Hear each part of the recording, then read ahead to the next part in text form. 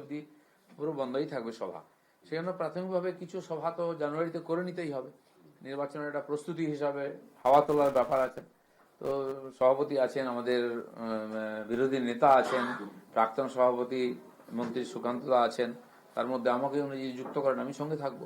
দিলীপ দা, যারা এতদিন ধরে বলছিল দিলীপ ঘোষ তৃণমূলে যাবেন, তাদেরকে কি উত্তর আজকের দিনে? নতুন কল্পনা করে একটা কিছু বলুন, আমি আর কি বলবো। আপনি আপনার তরফে কোনো না, এ ব্যাপারে আমি কিছু দীর্ঘ অভিজ্ঞতা এবং 6 বছর আপনি রাজ্য সভাপতি ছিলেন, কিভাবে লড়াই করবেন, আপনার কি কি শুনলেন আর কি? না, সেই ব্যাপারে বর্তমান পরিস্থিতিতে কিছু পাল্টেছে, আমাদের কার্যকর্তাদের টিম পাল্টে গেছে, অনেক নতুন নতুন লোক এসছেন, তারাও পার্টির দায়িত্বের মধ্যে এসছেন, কিছু লোক পরীক্ষিত হয়ে গেছেন, কিছু নতুন লোক আছেন, সব মিলিয়ে কাজ হবে। তার জন্য কেন্দ্রীয় নেতারা আসছেন, এখানকার যে টিম আছে তারা বসে প্ল্যানিং করছেন, আমিও সেই টিমের মধ্যে।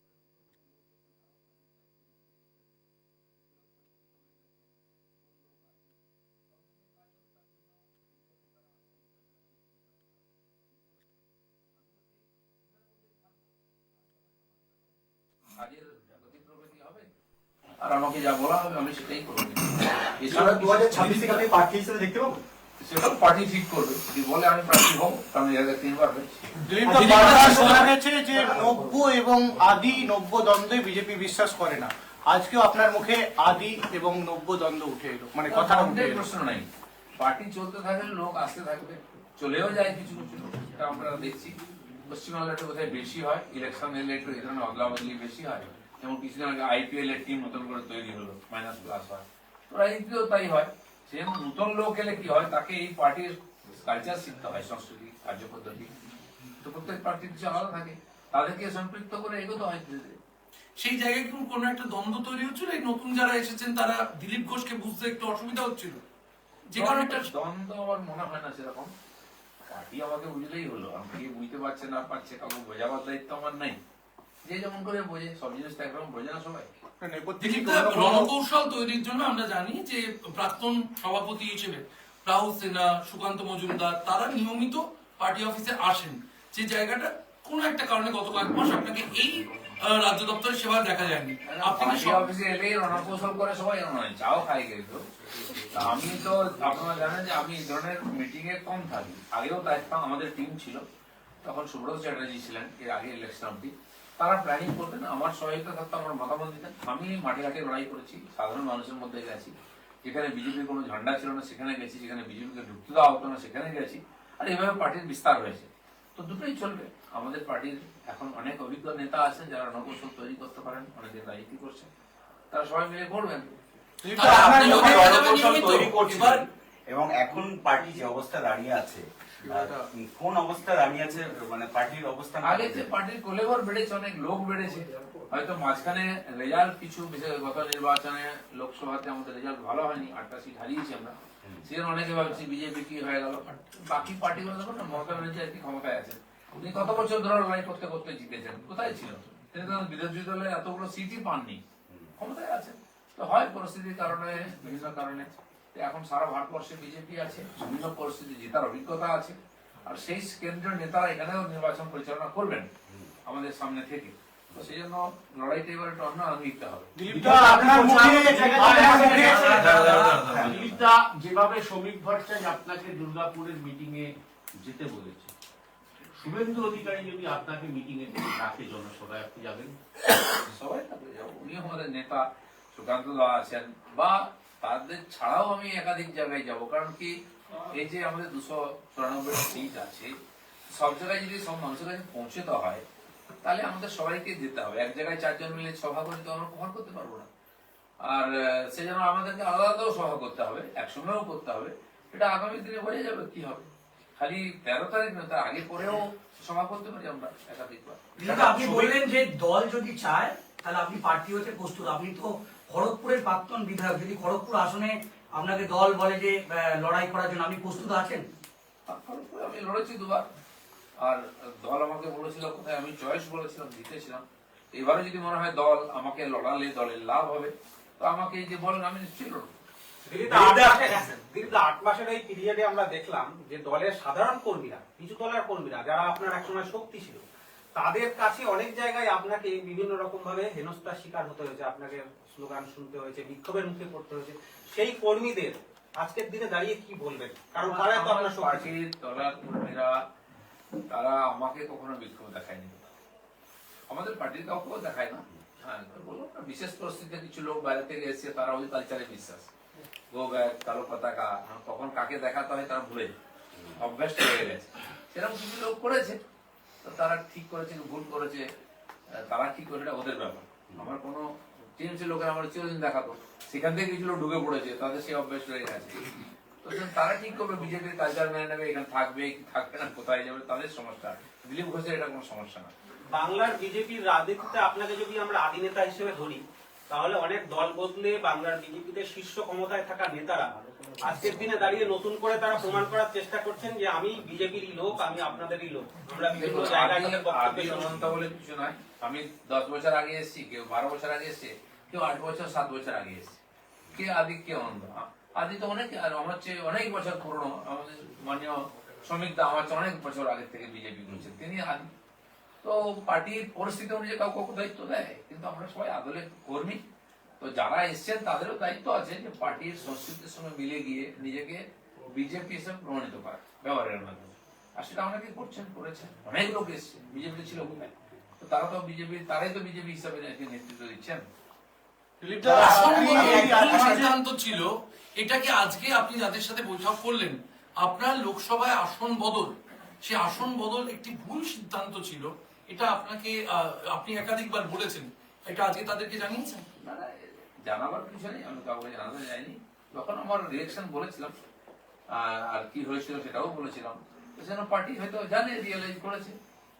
দাদা, যদি আপনাকে 2026-এ প্রার্থী করা হয় আর আপনার পছন্দ মতো জায়গায় যদি না প্রার্থী করা, তাহলে কি আপনি লড়বেন? দেখেন পার্টি কি বলে। দিলীপ দা, মাসির ঘুম পেরোলে মেসো বলবো কি মাসি বলবো, ভেবে তো লাভ নেই, ঘুম পেরো। দিলীপ দা, এই 8 মাসের পেছনে আপনি নির্বাচনের পর বলেছিলেন রাজনীতিতে কাটি লবিবাজি কথাটা বারবার উঠে এসেছে। আজকের দিনে দাঁড়িয়ে আপনি কি বিশ্বাস করছেন এই কথাটাই? আবার কাটি রাজনীতিতে চলে না, পাশে যে ক্ষমতায় আছে পার্টি তাকে দেখুন না, 2 মহামন্ত্রীর কি ঝগড়া, হ্যাঁ, তাদের ডায়লগ শুনেন কি বলেছে। আমাদের পার্টিতে সে অবস্থা যায় না, তাই তো মারপেচ হবেই। দাদা, দিলীপ ঘোষকে ঘিরে এতদিন ধরে যে সমস্ত ইস্যুগুলো নিয়ে ঘরে বাইরে তর্ক বিতর্ক, আজকে সমীর ভট্টাচার্য বলছেন সেই চ্যাপ্টার ক্লোজ। দিলীপ ঘোষ কি? ঠিক আছে, প্রেসিডেন্টের কথাই আমাদের পার্টিতে শেষ কথা। উনি যেটা ক্লোজ তো ক্লোজ, তারা মেনে দিলাম আমরা, বাস। এসআইআর আবহে যেভাবে কাজ করছে বঙ্গ বিজেপি, তাতে কোথাও একটা ছন্দ বদলানো দরকার। আপনি বিভিন্ন জায়গায় কাজ যেটা পার্টির কাজ ছিল সেটা প্রায় হয়ে গেছে, এখন বিএলওরা করছেন। কিন্তু যেটা আমরা বলেছিলাম যে প্রায় 1.5 কোটির কাছাকাছি ভুয়ো ভোটার আছে, নাম বাদ যাবে, সেটা প্রায় কাছাকাছি 58-59 লক্ষ তো প্রথমেই ফর্মই ফেরত আসে, নাম বাদ যায়। এরপরে যে ফর্মগুলো এসেছে, একাধিক জায়গায় নাম আছে, তাদের ডাকছে, জিজ্ঞেস করছে আপনি কোথায় ভোটার থাকতে চান, কারো কাছে SMS এ মেসেজও আসছে। প্রায় 1,38,00,000 আরো নাম এরকম এসেছে যাদেরকে ডাকা হয়েছে, আর বাড়তেও পারে। তো আমার মনে হয় সেখান থেকে কিছু ছাঁট বেরোবে। তো আমাদের বক্তব্যের দিকেই যাচ্ছে পরিস্থিতি। এখন টিএমসি যে বলছিল কি হলো, কিছুই তো হলো না, কি হলো বোঝা যাচ্ছে না। তাদের মহামন্ত্রী দিল্লিতে দাঁড়িয়ে রাজপথে যেমন চিৎকার করছিলেন কালকে, তো বোঝাই যাচ্ছে আগুন লেগেছে। মমতা ব্যানার্জি এখনো চিৎকার করছেন সকাল বিকাল, এই করে দেবো, তাই করে দেবো, দেখে নেবো। কেন? ঠান্ডা মাথায় বসুন না, ঠান্ডা ঠান্ডা কুল কুল। আমি তো বলছি টিএমসি কে এইভাবে দেখতে চাই আমরা, কিন্তু সম্ভব নাই, কারণ আগুন লেগে গেছে। এই যে 1.5 কোটি নাম যদি মাইনাস হয়, তো টিএমসি থাকবে কোথায়?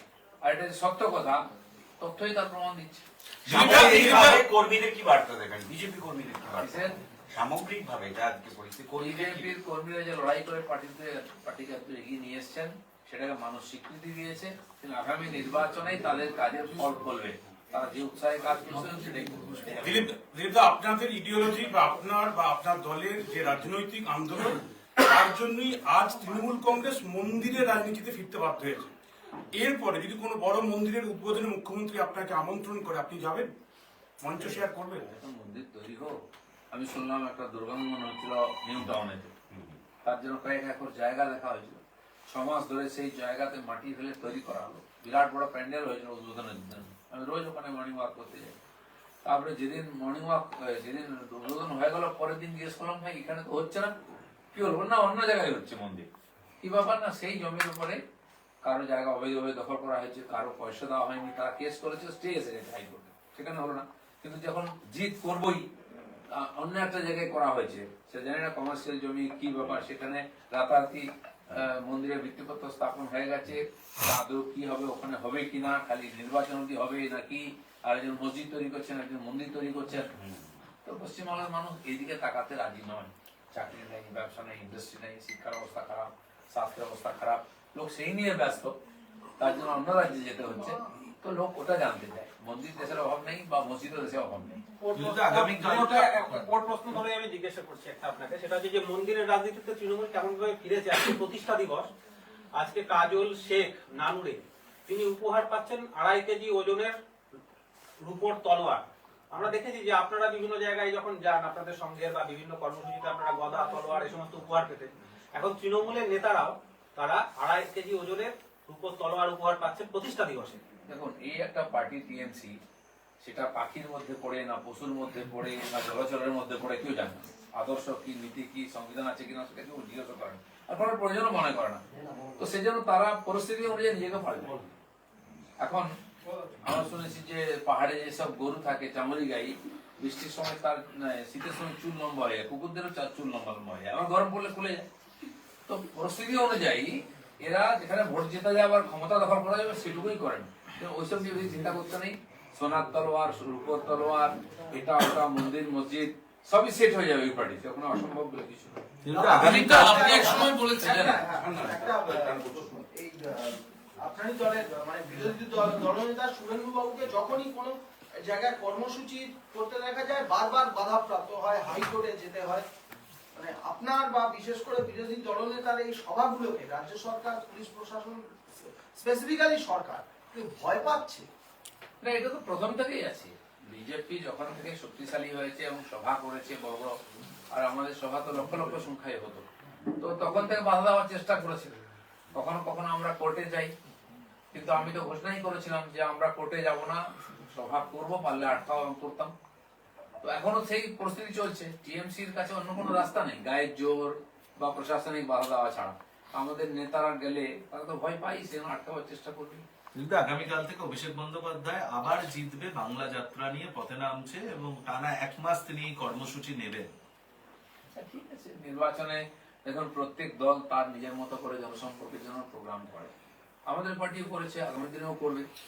করে আসলে দেখতে চাইছি যে সত্যি সত্যি মানুষ কিভাবে নেয় ওনাদের যাত্রা ফাত্রা তো আমাদের দেশে নতুন কিছু নয় একজন যুব নেতা যাত্রা করে করে কংগ্রেসটাকে প্রায় মাটি চাপা দিয়ে দিচ্ছেন এ মাথা ও মাথা যাত্রা করলেন যেখানে যাত্রা করার দরকার জম্মু কাশ্মীরে কখনো গেলেন না বা যেখানে সমস্যায় গেলেন না আর যেখানে ইলেকশন এক জায়গায় যাত্রা করলেন আরেক জায়গায় তার রেজাল্ট দেখেছেন আপনারা মোটামুটি 98টার কত ইলেকশন হেরেছেন রেকর্ডই করে ফেলেছেন তো এখানে আরো যুব নেতা করছেন যাত্রা হয়তো উনি প্রথম করছেন জীবনে উনি অভিজ্ঞতা সঞ্চয় করার জন্য তিনিও কি মাটি চাপা দিয়ে দেবেন দেখা যাক আজ 26-এ লোকে তার জবাব দেবে দিলীপ আপনি এক সময় বলেছিলেন যে রাজনীতিতে থাকার জন্য পদে থাকা বা দায়িত্বে থাকা প্রয়োজন সংগঠনে সক্রিয় থাকতে আজকে আপনার সঙ্গে সুমিত ভট্টাচার্য বিশেষ করে সংগঠনের অমিতাভ চক্রবর্তীর যে আলোচনা হলো তাতে পদ বা দায়িত্ব নিয়ে কোনো আলোচনা হয়েছে না পদ দায়িত্ব বোধহয় এনাদের এর মধ্যে নাই সেই জন্য হয়নি কিন্তু পশ্চিমবাংলার কাজ এখানকার নির্বাচন জেতা